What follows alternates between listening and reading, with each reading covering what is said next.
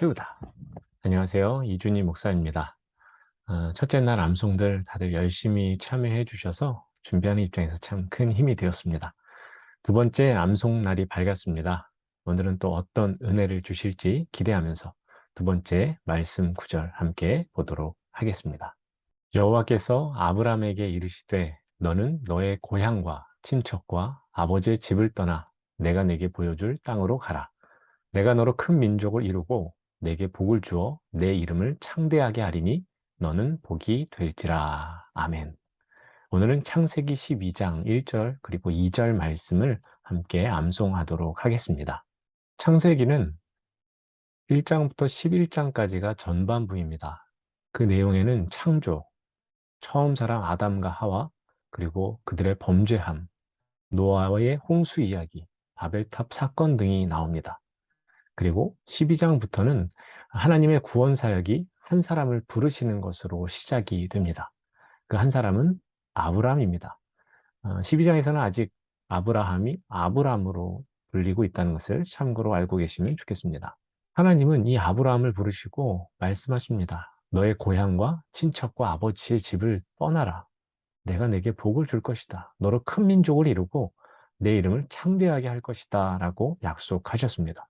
여러분, 사람은 나이가 들수록 현실 감각이 커져가는 반면 모험심은 줄어들게 됩니다. 왜냐? 안정감을 추구하기 때문입니다. 모험을 피하는 이유는 크게 두 가지일 겁니다. 미지에 대한 두려움, 그리고 통제되지 않는 것에 대한 불안이 크기 때문입니다. 하나님께서 아브라함을 부르셨는데요.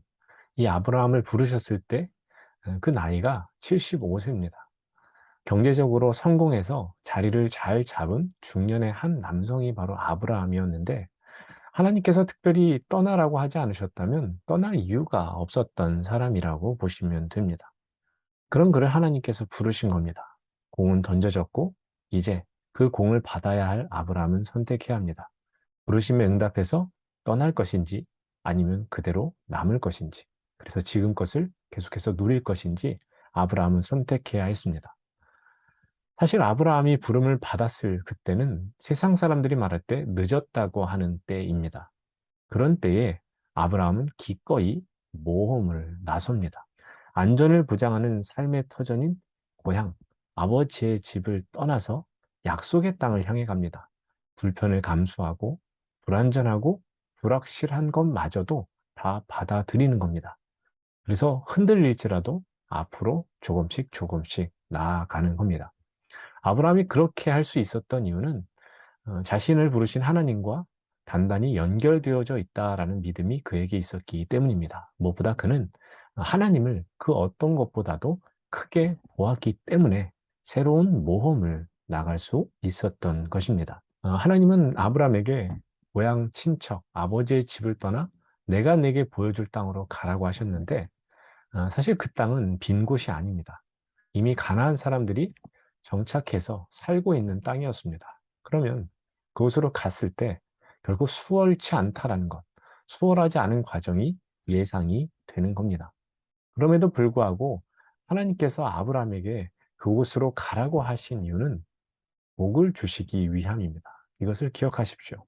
내가 너로 큰 민족을 이루게 하고 내게 복을 주어 내 이름을 창대하게 하리니 너는 복이 될지라. 하나님께서 약속하셨습니다. 이 약속의 말씀이 얼마나 가슴을 뛰게 합니까? 그런데 이 약속은 아직입니다. 아직 이르지 않았고 주어지지 않았습니다. 그래서 아브라함에게 요구되는 것은 그냥 믿음이 아니라 모험으로 나서는 믿음입니다. 주어지지 않은 그 약속을 향해서 나아가는 믿음은 모험으로 나서는 믿음입니다. 그런데 약속의 땅 가나안에 도착했을 때 문제가 있습니다. 이 아브라함을 기다리고 있던 것이 기근입니다. 이러면 안 되는데, 약속의 땅에 왔는데 이게 뭔가라는 생각을 하게 될 겁니다. 그런 상황 속에서 아브라함은 기근을 피해서 약속의 땅을 버리고 애굽으로 내려가기도 했습니다. 그러나 그런 아브라함을 하나님께서는 끝까지 붙들어 주십니다. 믿음이 있으나 여전히 연약했던 믿음의 소유자 아브라함. 그런 그를 하나님께서 붙드시고 끝까지 약속의 길을 잘 걸어갈 수 있도록 도와주셨던 겁니다. 하나님의 명령은 아브라함이 전에 알지 못했던 삶, 진정 복된 삶으로의 초대였습니다. 오래전 아브라함을 부르셨던 그 하나님은 지금 우리를 부르십니다. 아브라함이 순종해서 믿음으로 모험을 나섰다면 지금 우리는 어떠합니까? 프랑스 작가이고 또 철학가였고 시인이었던 발레리가 이런 말을 했습니다. 용기를 내어 그대가 생각한 대로 살지 않으면 머지않아 그대는 사는 대로 생각하게 된다. 제가 참 좋아하는 말이고요. 또 많은 것을 생각하게 해주는 문구인데 저는 이것을 이렇게 한번 바꿔보고 싶습니다. 용기를 내어 그대가 말씀대로 살지 않으면 머지않아 그대는 사는 대로 말씀을 적용하게 될 것이다. 이 말이 무엇이냐면 우리가 말씀을 행하는데 모험으로 나서는 믿음이 필요합니다.